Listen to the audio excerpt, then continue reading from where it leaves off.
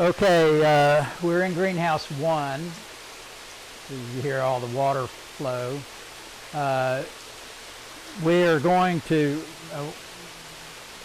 how to introduce this. We did a GoFundMe program, which I wasn't happy with, but I got outvoted on. But as part of that, I said, okay, if we're going to do this, we have to give people something back. So anybody who's donating gets to ask a question and gets a Q&A video. And this is the first one. And this is going to take a little explanation as well. I'm going to read the question first, and then I'll give you background. And it's from Brian. It says, what will it take for me to become a +1? Now, I have to tell you, this is not a fish question.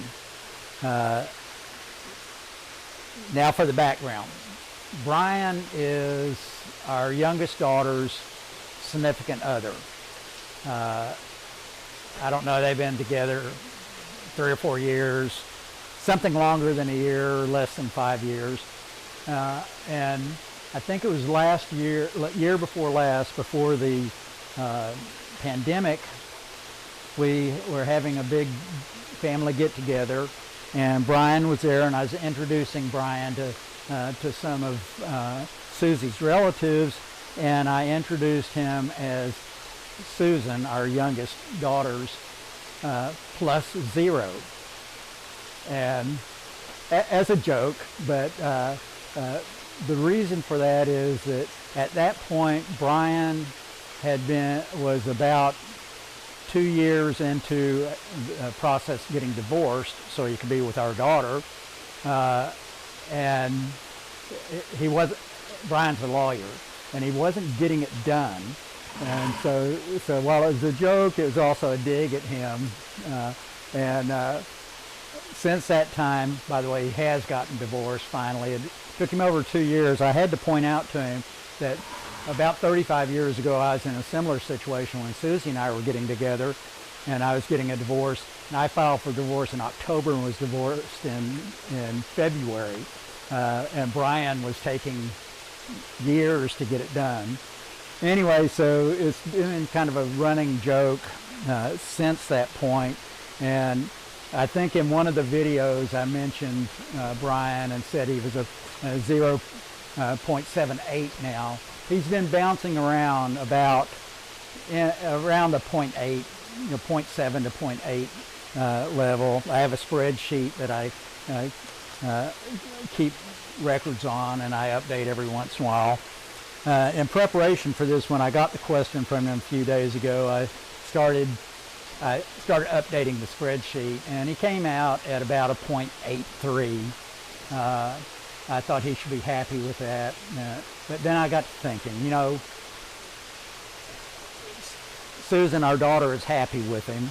You know, no accounting for taste, but she is.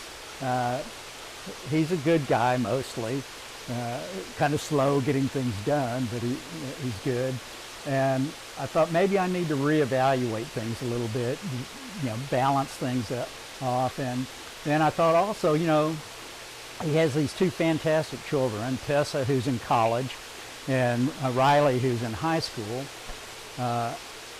And you know, no accounting for how that genetics worked out, but they are great kids. And you know, we have a batch of 8 grandbrats, and I've decided to make Tessa and Riley honorary grandbrats. And so I said that's got to be worth something. So I recalculated things for Brian, you know, weighting things back and forth, and I came up with 0.998. And I said, you know, what the hell? Let's just round it up to a +1. So Brian, you're a +1. But keep in mind, the spreadsheet is still open. So don't get too complacent, or things can change. But at this point, Brian, you're a +1. Good fish keeping.